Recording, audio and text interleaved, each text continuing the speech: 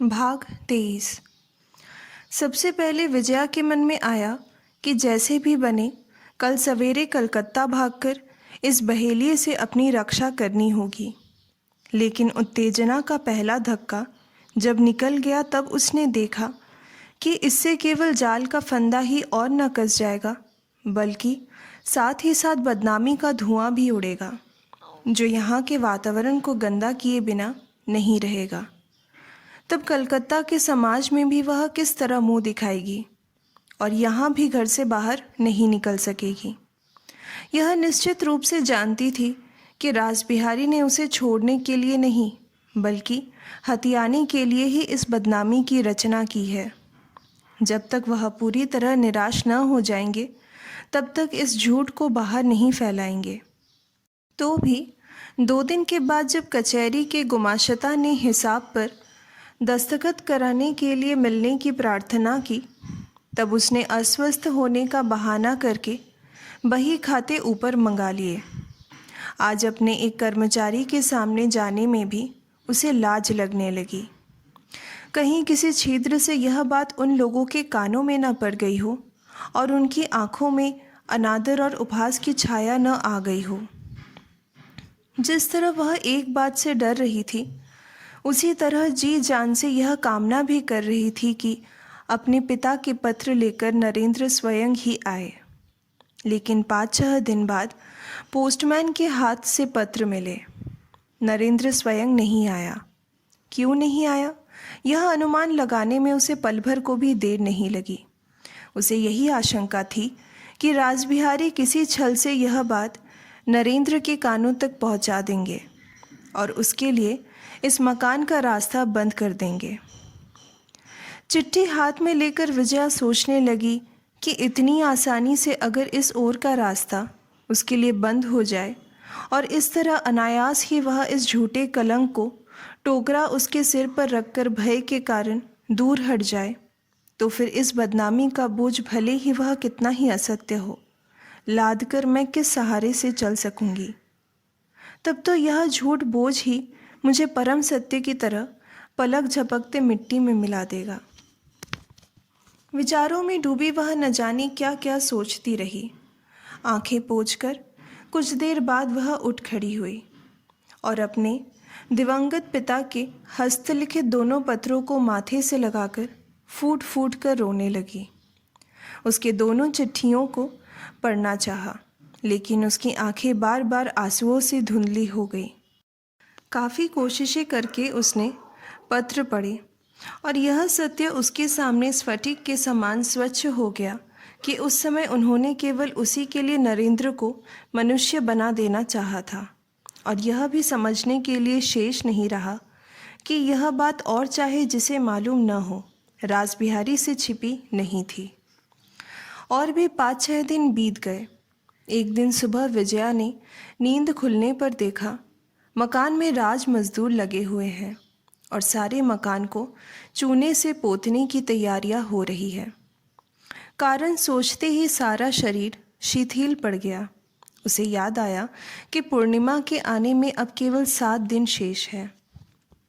सारे दिन तेजी से काम चलता रहा, लेकिन वह किसी को भी बुलाकर यह नहीं पूछ सकी कि यह किसके आदेश से हो रहा है, या इसके बारे में उससे पूछा क्यों नहीं गया। ज़रा कष्ट करके उठो बेटी, संदूक ऊपर से ला दो। विजया ने उठने का कोई लक्षण प्रकट न करके पूछा, और भी कोई कारण है? रासबिहारी बोले, हाँ है। विजया ने पूछा, कौन सा कारण? रासबिहारी मन ही मन अत्यंत असंतुष्ट हो उठने पर भी संयत होकर बोले, एक ही कारण तो है नहीं जो मुंह ज़बानी उसकी कैफियत तुम्हें दे दूँ बेटी। तभी गुमाश्ते ने बही खातों के लिए धीरे से कमरे में प्रवेश किया। विजया ने लज्जित भाव से तुरंत कहा, इस समय तो हो नहीं सका, उस पहर आकर ले जाइएगा। गुमाश्ता जो आज्ञा कहकर लौट रहा था कि विजया ने पुकार कर कहा, एक काम है, कचहरी का नया दरबान नौकरी पर कितने दिनों से है जानते हैं? गुमाश्ता ने कहा, लगभग 3 महीने हुए होंगे। विजया ने कहा, खैर जितने भी हुए हों उसकी अब ज़रूरत नहीं है। इस महीने में लगभग 20 दिन बाकी है। इन दिनों का पूरा वेतन देकर उसे आज ही जवाब दे दीजिएगा। गुमाशता आश्चर्य से देखने लगा। उसने अपराध जानना चाहा, लेकिन साहस न कर सका। विजया ने समझकर कहा, अपराध के कारण नहीं, वह आदमी मुझे अच्छा नहीं लगता, इसलिए निकाल रही हूँ, लेकिन वेतन पूरे महीने का दीजिएगा। रासबिहारी का चेहरा लाल पड़ गया, लेकिन स्वयं को संभालकर हंसकर बोला, तो फिर बिना अपराध के किसी का अन्न मारना क्या अच्छा है बेटी? विजया ने कोई उत्तर नहीं दिया। गुमाशता ने सहारा पाकर कहना चाहा, तो फिर उसे हाँ विदा कर दीजिए आज ही। यह कहकर विजया बही खाते देखने लगी। गुमाशता फिर भी आशा से कुछ देर खड़ा रहा। उसके जाने के 5 मिनट बाद रासबिहारी ने अपनी प्रार्थना दोहराई, थोड़ा सा कष्ट उठाकर ऊपर गए बिना काम नहीं चलेगा बेटी। पुरानी दस्तावेजें एक बार आरंभ से अंत तक अच्छी तरह पर डालना ज़रूरी है। विजया ने मुंह उठाए बिना पूछा, क्यों? रासबिहारी गंभीर होकर बोले, बताया तो कि विशेष कारण है।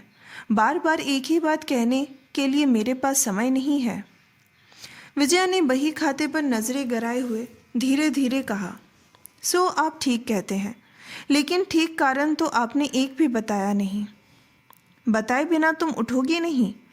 कहकर कुछ पल प्रतीक्षा करके वह धीरज खो बैठे। बोले, इसका मतलब यह है कि तुम मेरा विश्वास नहीं करती। विजया उत्तर ना देकर नीचा मुंह किए काम करती रही। उसकी इस चुप्पी का अर्थ इतना स्पष्ट और इतना पैना था कि रासबिहारी का मुंह क्रोध से काला पड़ गया। वह हाथ की छड़ी मेज पर पटक कर बोले, तुम मेरा इतना बड़ा अपमान करने का साहस किस लिए कर रही हो विजया? किस लिए तुम मेरा अविश्वास करती हो? सुनो। विजया ने शांत स्वर में कहा, आप भी तो मेरा विश्वास नहीं करते। मेरे पैसे से मेरे ही ऊपर खुफिया नियुक्त करने पर मेरे मन में क्या आएगा सो आप निश्चय ही समझ सकते हैं। और फिर मेरी अपनी संपत्ति के मूल दस्तावेज हथियाने का तात्पर्य अगर मैं कुछ और समझकर संदेह करूं, तो क्या यह स्वाभाविक होगा या आपका अपमान होगा? रासबिहारी अवाक रह गए। उनकी इतनी बड़ी चाल कलकत्ता की विलासिता के बीच लाड़ प्यार से पली हुई एक बालिका पकड़ सकती है, यह संभावना उसकी पक्की बुद्धि में स्थान ही नहीं पा सकी। और तो स्वप्न में भी नहीं सोचा जा सकता था कि ऐसी बात बिना संकोच मुंह पर कह देगी। दयाल ने मुड़कर स्नेह भरे स्वर में कहा, तो अब जाने का काम नहीं है बेटी, तुम थक गई हो। विजया ने कहा, नहीं चलिए। उसकी चाल की शिथिलता देखकर ही दयाल ने थकान की बात उठाई थी, लेकिन अगर उसके चेहरे को देख पाते तो यह बात मुंह पर न ला पाते। उस समय हर कदम पर विजया के नीचे से जो धरती सरकती जा रही थी, उसका अनुमान लगा पाना दयाल के लिए असंभव था। वह अपने आप से ही कहते चले गए, नरेंद्र की सहायता से इतने ही दिनों में नलिनी ने अनेक पुस्तकें पूरी कर डाली है। लिखने पढ़ने में दोनों का बड़ा अनुराग है। काफ़ी देर चुपचाप चलने के बाद विजया ने बड़ी कठिनाई से अपने आप को संयत करके धीरे से पूछा, आप क्या कुछ और संदेह नहीं करते? दयाल ने आश्चर्य प्रकट न करके सहज भाव से पूछा, काहे का संदेह बेटी? इस प्रश्न का उत्तर विजया तत्काल न दे सकी। उसका हृदय जैसे फटने लगा। कुछ पल बाद वेदना पर काबू पाकर बोली, मेरी राय है कि नलिनी के संबंध में उसके मन का भाव स्पष्ट रूप से जान लेना उचित होगा। दयाल ने समर्थन करते हुए कहा, ठीक बात है, लेकिन इसका अवसर तो अब भी नहीं बीता है बेटी। बल्कि मुझे तो ऐसा लगता है कि दोनों का परिचय जब तक और थोड़ा घनिष्ठ ना हो जाए, तब तक कुछ ना कहना ही उचित है। विजया ने समझ लिया कि यह प्रश्न दूसरे के मन में भी पैदा हुआ है। पल भर मौन रहकर उसने कहा, लेकिन नलिनी के लिए तो हानिकारक हो सकता है। उसका मन स्थिर करने में शायद समय लग सकता है, लेकिन इस बीच नलिनी के संकोच और वेदना के मारे आगे शब्द मुंह से नहीं निकल सके, लेकिन दयाल ने शायद समस्या के इस कोण पर उतना विचार नहीं किया। संदिग्ध स्वर में बोले, सच बात है, लेकिन जहाँ तक मैंने अपनी पत्नी से सुना है, लेकिन तुमसे तो कह चुका हूँ, नरेंद्र पर हम लोगों का अटूट विश्वास है। उसके द्वारा किसी की कोई हानि हो सकती है। वह भूलकर भी किसी के प्रति अन्याय कर सकते हैं। मैं सोच भी नहीं सकता। वह भले ही ना सोच सके, फिर भी उस समय अन्याय कहाँ से कितनी दूर तक पहुँच रहा था, यह तो केवल अंतर्यामी जानते थे। दोनों ने जब दयाल की बैठक में प्रवेश किया, शाम की छाया घनी हो आई थी। एक टेबल के दोनों ओर कुर्सियों पर नरेंद्र और नलिनी बैठे हुए थे।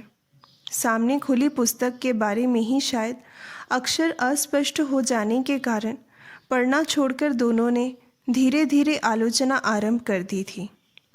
नलिनी की नज़र इसी ओर थी।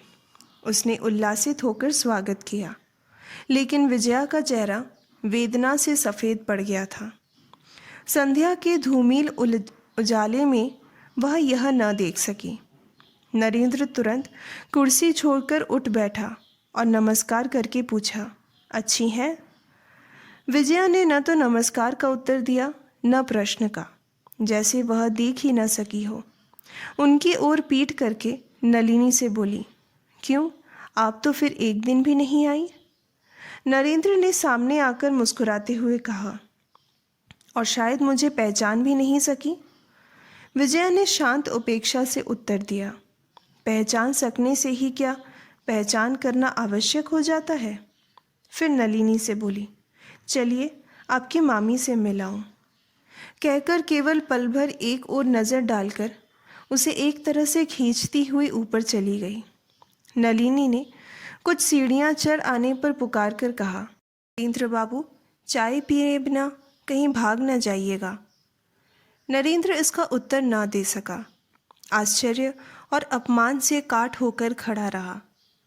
वृद्ध दयाल भी उसका अप्रत्याशित लज्जा में हिस्सा बांटते उदास चेहरे से कहीं चुपचाप खड़े रहे। फिर भी न जाने उन्हें कैसे संदेह होने लगा कि जो कुछ बाहर प्रकट हुआ है वह ठीक वही नहीं है।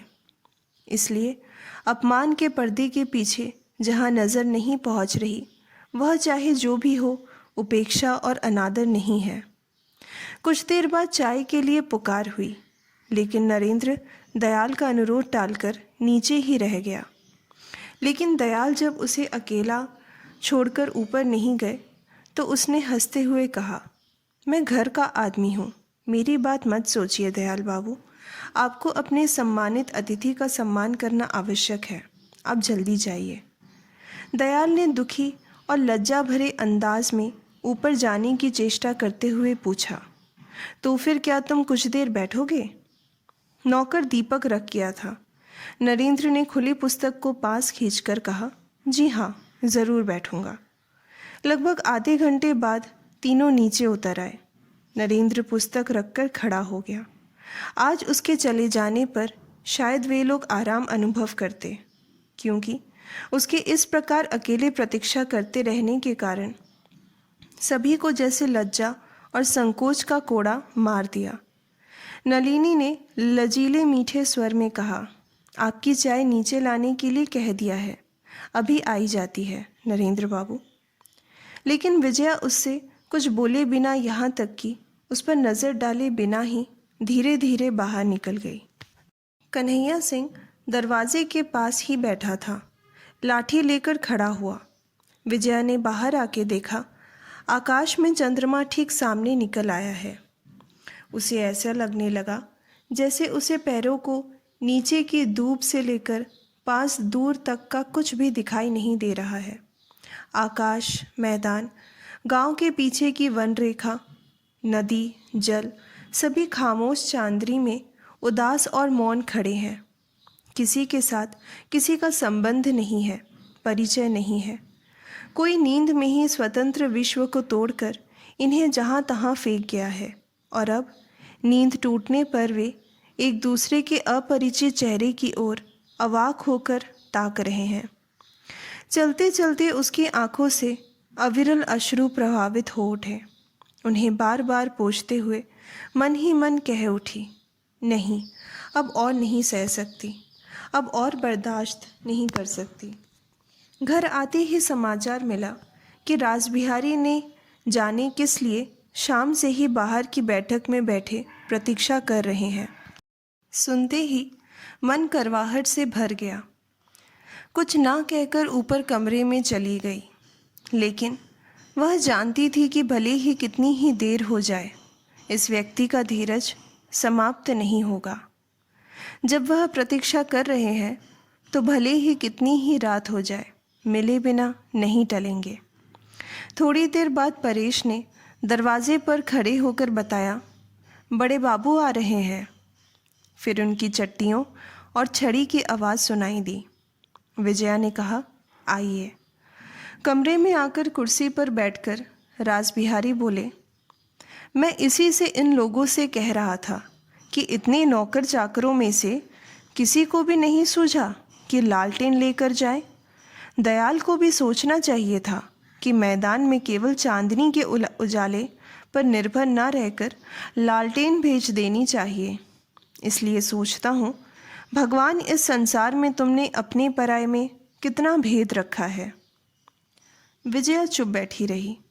तब रासबिहारी ने जेब से एक कागज़ निकालकर कहा, जो कुछ करना चाहिए मैंने कर दिया है, केवल उन्हें अपना नाम लिखना है बेटी। इसे कल ही बेच देना चाहिए। और कागज़ विजया के हाथ में दे दिया। विजया ने देखते ही समझ लिया यह उनके ब्रह्म विवाह के कानून के अनुसार रजिस्ट्री कराने के दस्तावेज़ हैं। छपी हुई और हाथ के लिखाई को आरंभ से अंत तक 2-3 बार पढ़कर उसने मुंह उठाया। अधिक समय नहीं बीता था, लेकिन इतने में ही उसके मन में एक महान परिवर्तन हो गया था। उसकी वेदना अचानक ही घोर उदासीनता और अपार वितृष्णा में बदल गई। उसने सोचा, संसार के सभी पुरुष एक ही सांचे में ढले हैं। रासबिहारी, दयाल, विलास, नरेंद्र, किसी में कोई भेद नहीं।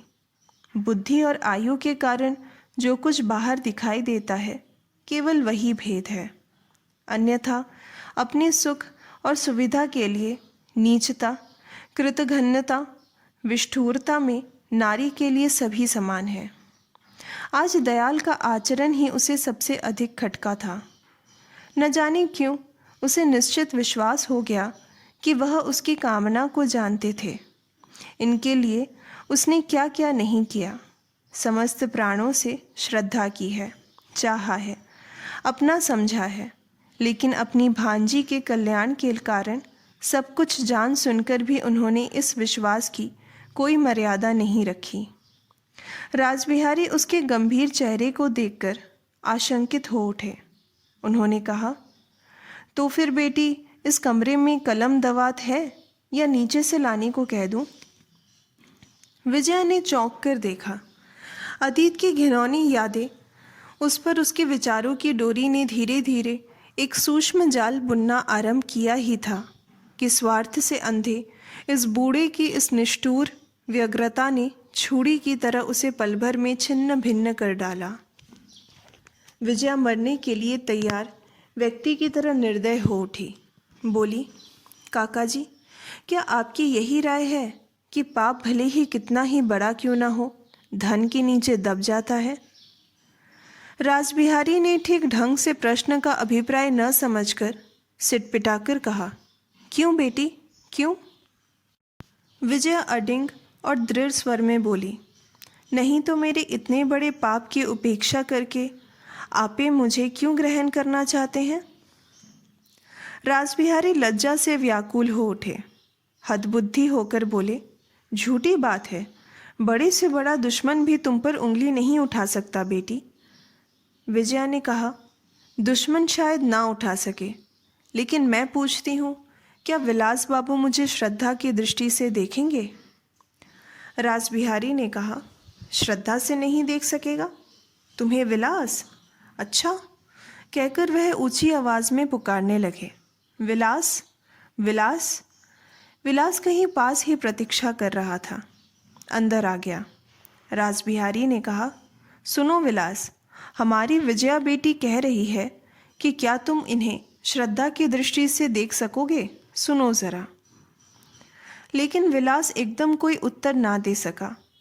इस तरह देखता रहा जैसे प्रश्न समझ में ही न आया हो। विजया ने कहा, उस दिन काका जी घर के नौकर चाकरों से पूछताछ करके मुझसे बोले थे कि मैं बहुत रात गए एक एकांत में नरेंद्र बाबू से आमोद प्रमोद करके भी तृप्त नहीं हुई। अंत में वह ट्रेन न पाकर उसके बहाने रात यहीं बिताकर सवेरे गए।